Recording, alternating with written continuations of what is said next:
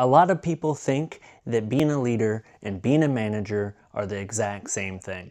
The truth is, it's not. If you're in a leadership role and you don't know the difference and you're working with a team, they're gonna suffer because there's a clear difference between managing and leading. In this video, I'm gonna break down the difference, give you some examples, and give you the clarity that you need to step into your role with way more confidence. Stick with me to the end, and I promise you, you'll be ready to make sure that you're successful and that your team's successful. Let's get after it. Let's keep it real simple. Leadership is about the people, and managing is about the processes. Leaders, they inspire, they motivate, and they help drive organizations into the future. Managers plan, measure, and execute. When I look at leadership and management, the way I describe it is managers are the ones that take resources, people, and money, and other things to get the job done.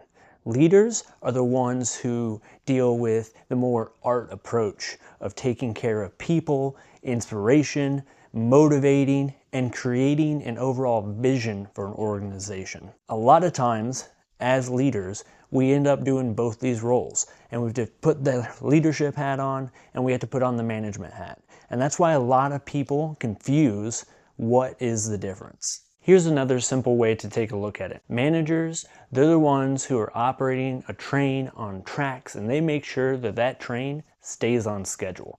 Leaders, they're the ones who decide where the train goes. The manager says, let's stick to this schedule. The leader says, are we even supposed to be on this track? Here's a real world example. A new CEO comes into a company that's struggling. They create a new vision, a new movement, a new direction for that company. The morale rises, the organization starts to perform better. That is leadership. They've used their influence to provide a vision and direction to the company. Now imagine a department head in that same organization. They're managing schedules, streamlining them, following the resources, seeing if there's any waste anywhere and trimming that fat. They're making sure the organization stays above metrics, 90% efficiency. That's a strong manager. Both of these people are required. Both of these people are valuable. But when they start doing each other's jobs, then that becomes a problem in their organization. If your CEO, who doesn't really understand the processes, is down on the line, making major overhaul with no clear guidance or input from any of the managers, things can go wrong real fast. And a lot of managers would struggle to have that huge, big organization vision mindset. Again, a lot of people can do both, but you have to know which swim lane and which hat you're putting on to make sure that you're doing the right thing for the right reasons when you're doing your job. Having strong leadership with no management can cause chaos everywhere. Without leadership, management would often cause stagnation. You'd keep the lights on, but you would never move or alter your course from where you're at. It takes both for organizations to be successful. That's why your team needs both of these types of leaders and managers.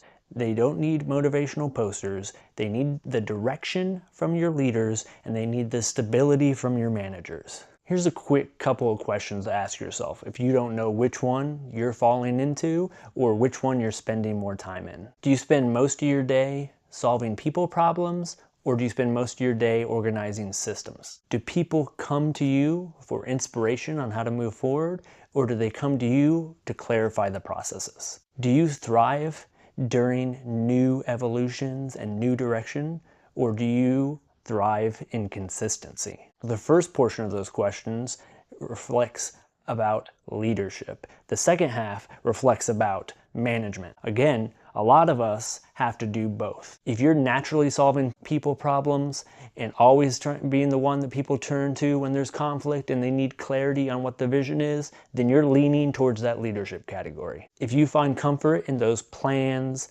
those processes, and how they operate, and fine-tuning them to make them as efficient as possible, then that's management. Neither one of these is better than the other. Again, they're both required for every organization, but knowing which one you're using, or even which one you prefer can help you build that blind spot, can help you work on that alter ego of your style and your approach to things. Because in the world of business, we need leaders and managers. We also need people who are extremely talented at putting on both hats and changing them out quickly as the situation changes. Some of my best managers, the experts on processes in my organization, are also some of my best people when they have to solve conflict or when they have to inspire their people.